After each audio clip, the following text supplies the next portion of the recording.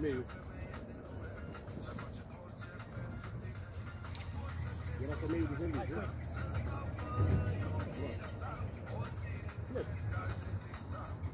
Bă, dar cu tableți, să-ți faci cu ala. Este! L-am luat! L-am luat! Ia-l luat cu morții, bă! Hai, filmează, filmează!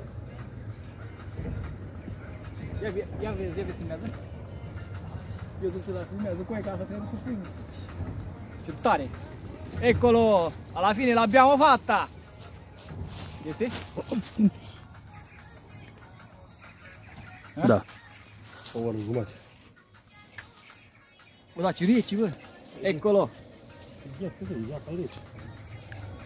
Ai văzut? Să dau foc.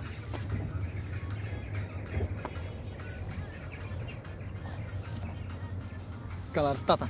Mă, bă, da, ci reci, frate! Ce-i uiță la lui? Ce-i chestia lui?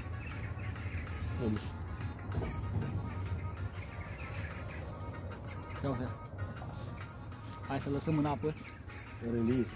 Release, taci, release. Taci. Taci. Cât? Ei, ce băietul, care-i problema? Problema? Te doare pe pătoare? Este preparat de doare?